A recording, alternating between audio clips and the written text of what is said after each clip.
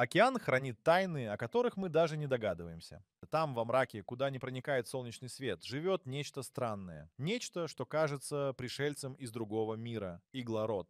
Этот хищник — настоящий призрак бездны. Он может появиться на глубине в 400 футов, а через миг исчезнуть в черной бездне на 3 мили ниже. Он не привязан к месту. Он словно тень, скользящая во тьме. Каковы размеры иглорота? Он крохотный, но коварный. Одни особи едва достигают дюйма, другие вырастают до фута. Но разве в размерах суть? Важно то, что эта рыба — настоящий ночной охотник. Рот иглорота раскрывается на невероятные 120 градусов. Представьте, маленькое существо не больше ладони может проглотить добычу своего же размера.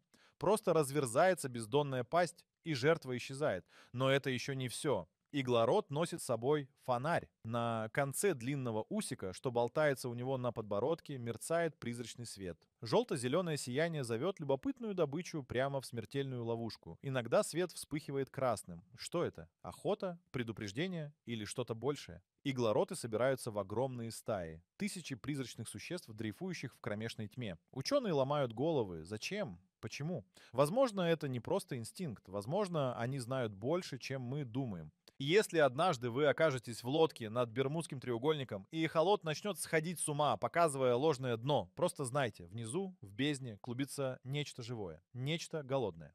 Адский вампир.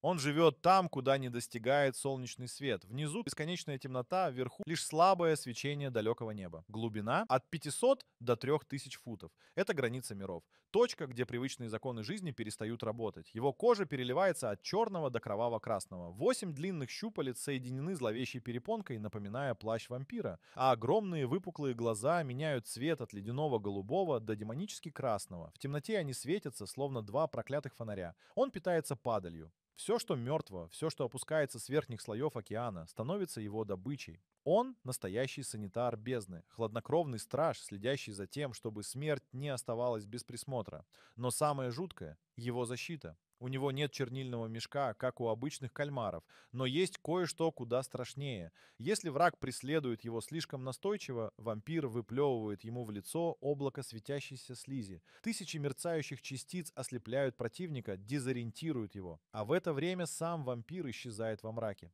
Почти вся его кожа усыпана фотофорами. Он может вспыхнуть ослепительным заревом или раствориться в полной темноте, став невидимым. Ему не нужно драться. Его главное оружие — он страх. Ученые до сих пор не могут разгадать все тайны этого существа. Он реликт, живой анахронизм, выживший вопреки времени. Его кровь имеет голубой цвет из-за высокого содержания меди. В его мире кислорода почти нет, но он умеет извлекать его из самого мрака. Этот монстр живет в бездне миллионы лет. Он видел восхождение и падение цивилизаций, и, возможно, он будет существовать даже тогда, когда человечество вовсе исчезнет. Адский вампир не охотится на живых. Но если вы когда-нибудь окажетесь во мраке океан, кто знает, не станет ли он делать исключение.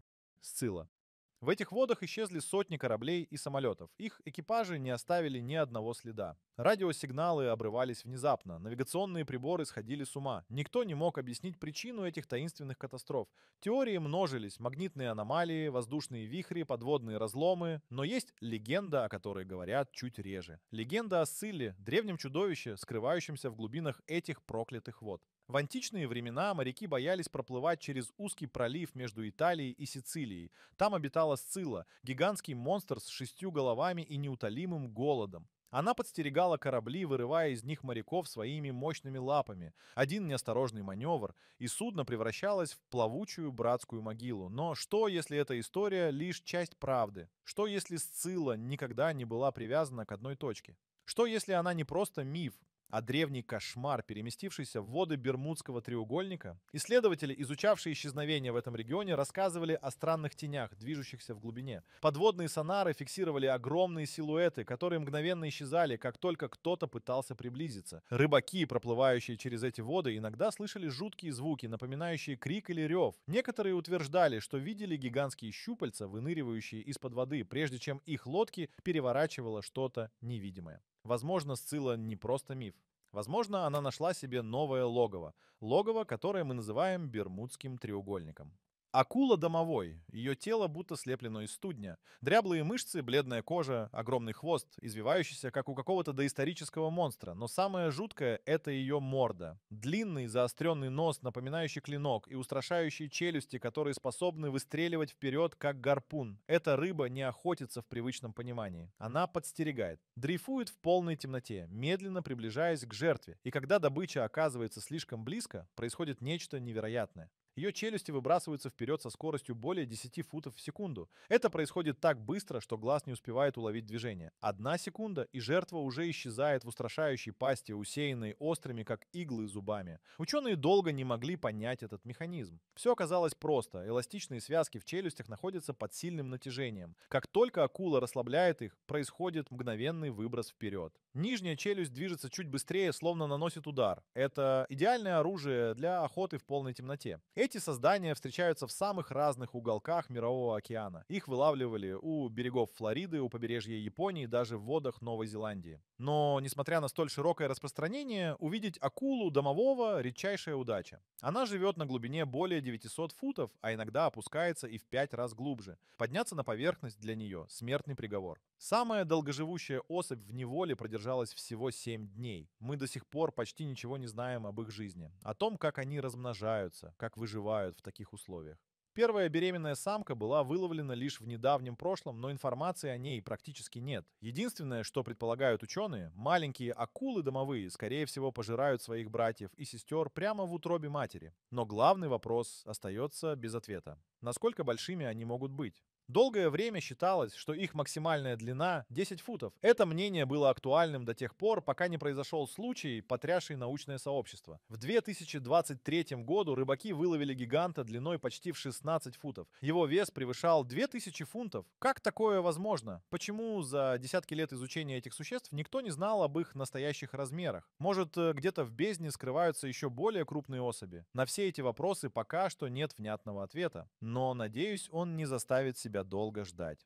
Акула-мегалодон. Представьте себе безбрежные просторы Атлантического океана, где воды скрывают тайны, неподвластные человеческому разуму. Одной из таких загадок является мегалодон. Древняя акула, чьи размеры и мощь внушают трепет даже спустя миллионы лет после ее предполагаемого исчезновения. Мегалодон, что в переводе с греческого означает «большой зуб», был настоящим гигантом морей. По оценкам ученых, длина этой акулы могла достигать 50 футов, а вес — около 40 тонн. Ее зубы, достигающие в высоту 7 дюймов, свидетельствуют о невероятной силе укуса, позволяющей легко перекусывать кости крупных морских существ. Считается, что мегалодоны вымерли около 2,5 миллиона лет назад. Однако некоторые исследователи и энтузиасты предполагают, что эти гиганты могли выжить в глубинах океана, оставшись при этом незамеченными. Особое внимание в этом контексте привлекает Бермудский треугольник. Область в Атлантическом океане, ограниченная вершинами в Майами, Бермудских островах и Сан-Хуане. Именно здесь чаще всего исчезают суда и самолеты.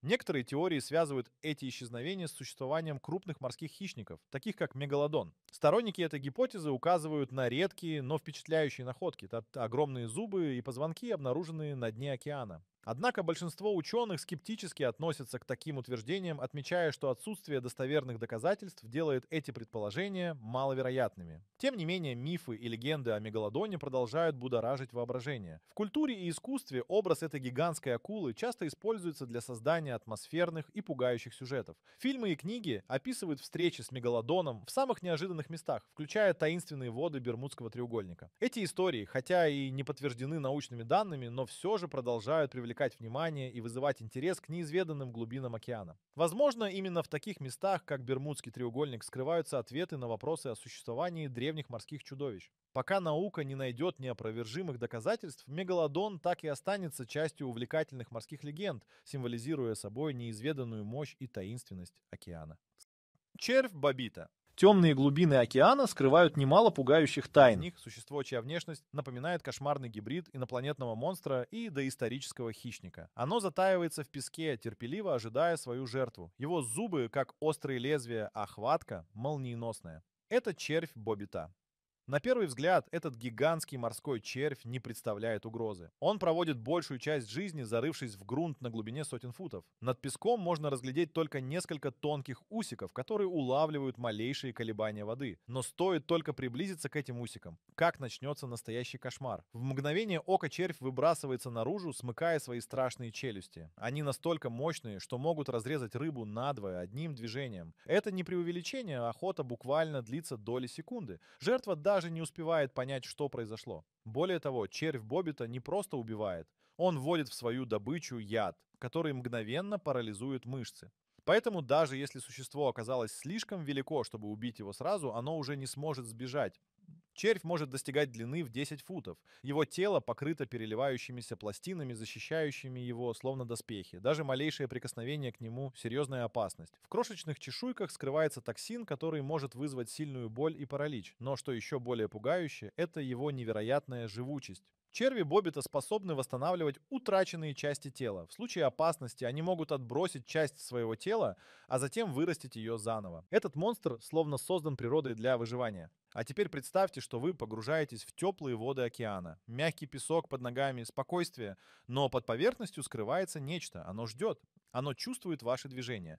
И в какой-то момент, когда вы меньше всего этого ожидаете, червь Боббита атакует вас. Трехзвездочная рыба-удильщик. В бездне, куда не проникает солнечный свет, скрываются создания, которым нет места в обычных морях. Одно из них — существо, которое видели лишь однажды. Таинственная темная тень, появившаяся за стеклом батисферы на глубине более 800 ярдов. Рыба-удильщик, но аж с 3 загадочными световыми приманками. Ее заметил Уильям Биб, исследователь, который спустился в пучину океана, чтобы увидеть неведомых обитателей глубин. В тот день, 11 августа 1934 года, его батисфера медленно поднималась со дна, когда в иллюминаторе появилась темная фигура. Черная, как сама бездна. Она двигалась неспешно, словно не замечая света исследовательского аппарата. Обычные удильщики носят на голове одну светящуюся приманку — эску. Это их ловушка, необходимая для привлечения добычи в темноте. Но у этой рыбы было нечто совершенно иное. 3 отдельных эски. 3 бледных, желтоватых световых пятна, мерцающих в темноте. Ее рот был не таким, как у других удильщиков. В нем не было устрашающих клыков, лишь плоская пасть с короткими ровными зубами.